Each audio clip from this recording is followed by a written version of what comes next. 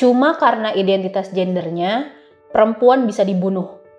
Mungkin terdengar tak masuk akal, tapi nyatanya femisida lebih dekat dari yang kamu kira. Femisida bukan sekedar angka. Ini adalah tragedi yang bisa terjadi pada siapa saja di sekitar kita. Bayangkan jika orang terdekatmu menjadi korban. Apa yang kamu rasakan?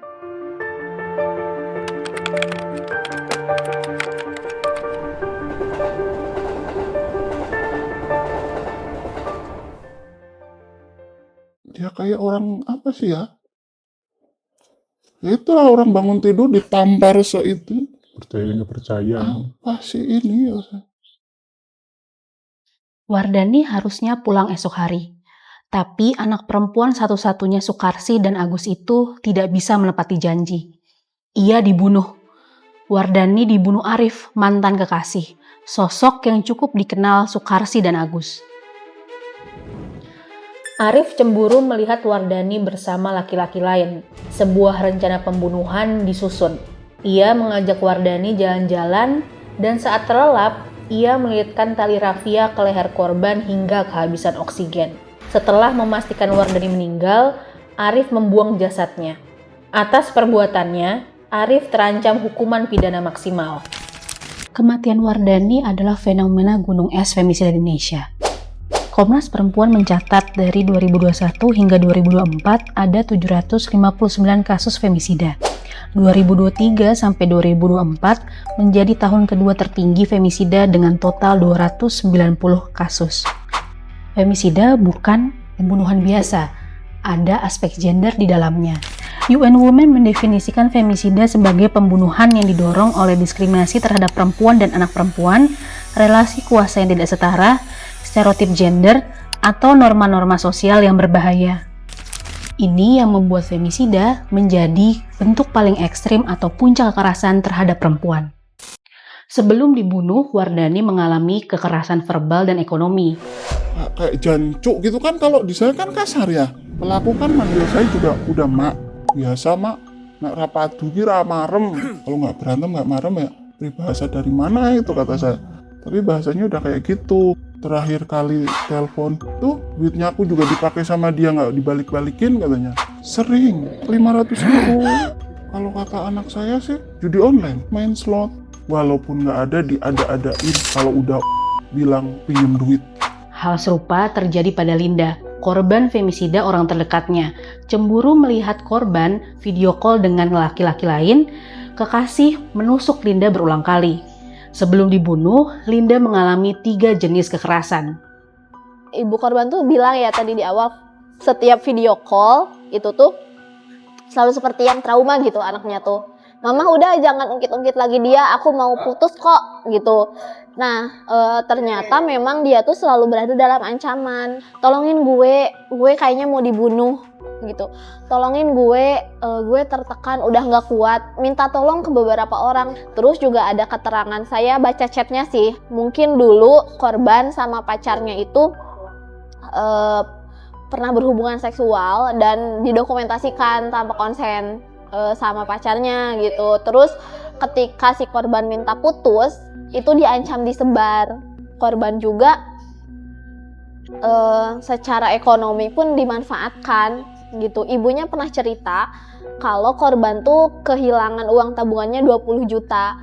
Ada dugaan pun PIN ATM dan lain-lain pun emang dikuasai karena setahu ibunya dia punya tabungan kan, ketika dicek udah kosong semua gitu. Di kosan pun barang-barang berharganya tuh udah nggak ada. Kematian perempuan akibat femisida menimbulkan luka tak kasat mata bagi keluarga yang ditinggalkan. Saya bertemu Sukarsi dan Agus ditemani oleh LBH Yogyakarta. Mereka bercerita perubahan hidup sejak Wardani tidak ada. Kalau duka masih, sampai sekarang juga saya nggak bisa tidur malam. Gimana ya? Kok jadi kayak gini sih kayak gitu pikirannya. Masih mikir besok tua saya sama siapa. Masih belum tidur, bisa tidur nyenyak. Makanya tensinya belum turun-turun. Ya dalam bayangan saya ya besok pulang lebaran. Iya, masih ada. Dia cuma pergi, bukan pergi selamanya. Cuma lagi merantau aja. Dinda, anak sematawayang juga tak luput merasakan dampaknya. Kata Sukarsi dan Agus, Dinda berubah lebih pendiam dari biasanya, sering menangis dan tidak mau keluar rumah. Bukan air mata yang cuma tes itu, bukan nangis. Bisa terseduh-seduh nangis. Udah malam Jumat pegang buku Yasin, ada fotonya dia, udah pasti. Kadang juga suka pegang HP sendiri kan, bikin status yang kadang juga saya nggak bisa itu. Dan aku bikin status sama foto almarhum ibunya itu, berarti lagi kangen ini anak. Kan awal-awal masih suka dibully temen-temennya, anak yatim punya ibu gitu. Hanya ada nggak mau main, ada yang di rumah aja. Ya 3 bulanan ada. Jadi di rumah. Sekolah mau, ya itu harus diantar jemput, kadang ditungguin. Bukan hanya berdampak psikologis, terbunuhnya Wardani memperburuk ekonomi Sukarsi dan Agus. Wardani adalah pencari nafkah utama keluarga. Ia rela merantau demi bisa menghidupi anak, adik, serta kedua orang tuanya. Iya, itu pasti kalau sebulannya 2 juta mah dia pasti kirim. Ya, sekarang kan udah ya kayak gini, nganggur sekarang kan. Petani juga bukan petani punya, petani penggarap. Kalau ada yang tak kerja di sini baru berangkat, nggak ada ya diam di rumah. Sekarang akhirnya bebannya dibebankan sama adiknya. Jadi ada masuk ya dia dibayar, enggak ya nggak dibayar. Bukan yang kontrak. Selain Wardani, kematian Linda juga menyisakan luka bagi keluarga. Ketika saya ngobrol dengan ibunya, seringkali beberapa kali ya ada penyesalan lah gitu. Coba kalau dulu nggak gini, coba kalau dulu nggak gini. Iya, ada penyesalan yang kadang tuh agak menyalahkan satu sama lain seperti itu. Okay. Ibu juga suka cerita kalau suka teringat-ingat terus gitu. Kalau bahasa beliau tuh kayak ibu tuh suka kasuat-suat gitu, jadi kayak teringat-ingat tapi kayak nyesek gitu loh di dada kayak gitu. Setiap lagi sendiri terus suka keinget almarhumah katanya. Kalau ayahnya dari sorot mata tuh aku selalu melihat dia pandangannya kosong dan jauh sekali gitu dan kayak lemas banget. Dia menceritakan anaknya seperti apa itu kayak Neng, anak yang ditunggu-tunggu oleh semua, kan kayak semua orang sayang banget gitu.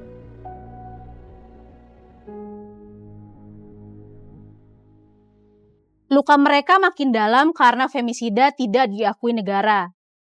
Nah, di Indonesia sendiri belum. Dalam artian kitab undang-undang hukum pidana kita umum gitu ya. Belum ada tindak pidana khusus femisida. Kemudian yang kedua, statistik kriminal yang dibangun oleh BPS yang diterbitkan setiap tahun berdasarkan data dari Polri gitu ya, atau data yang ditampilkan yang bisa diakses publik, itu pendekatannya adalah tersangka terdakwa, pelaku. Sistem pendokumentasian kita belum melakukan pemilahan berbasis gender untuk semua tindak pidana. Tidak diakuinya femisida oleh negara berdampak pada keadilan termasuk pemulihan keluarga korban. Salah satunya restitusi.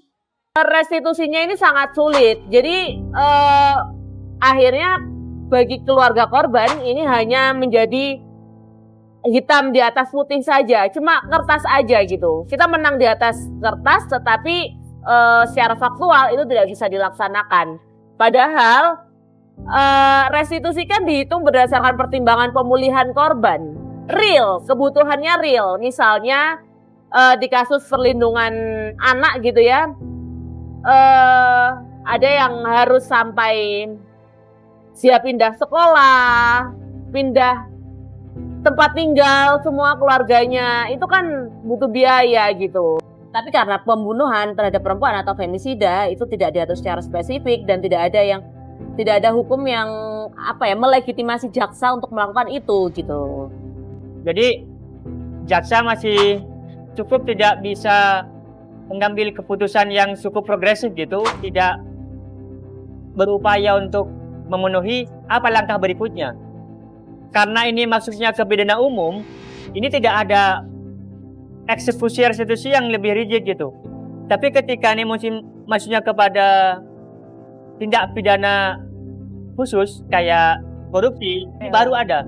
Jadi ada kekosongan hukum di situ. Padahal pemulihan ini bentuk restitusi juga merupakan hak yang harus diperjuangkan dan juga dipenuhi harusnya. Kendala restitusi kasus femisida juga tergambar dari pendataan Lembaga Perlindungan Saksi dan Korban atau LPSK. Walau ada 26 kasus yang sesuai karakteristik femisida, hanya satu permohonan restitusi yang diajukan.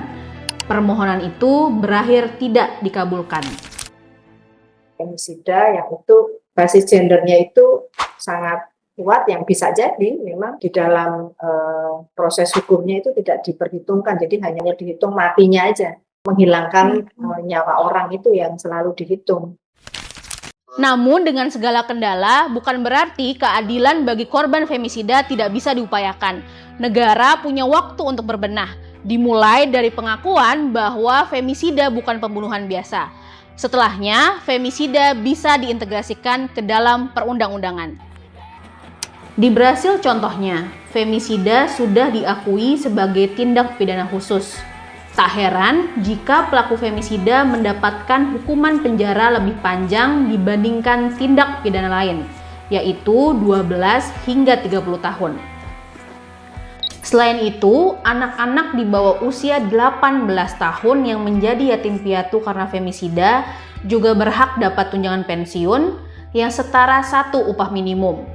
Tunjangan baru berakhir saat penerima manfaat berusia 18 tahun atau saat meninggal dunia. Selanjutnya, bagian masing-masing akan dapat dikembalikan kepada penerima manfaat lain. Yang lebih diutamakan adalah bagaimana negara memberikan respon yang tepat. Bagaimana negara memberikan layanan, banyak atau tidaknya pengaduan. Satu orang korban pun itu sudah cukup banyak bagi kemanusiaan.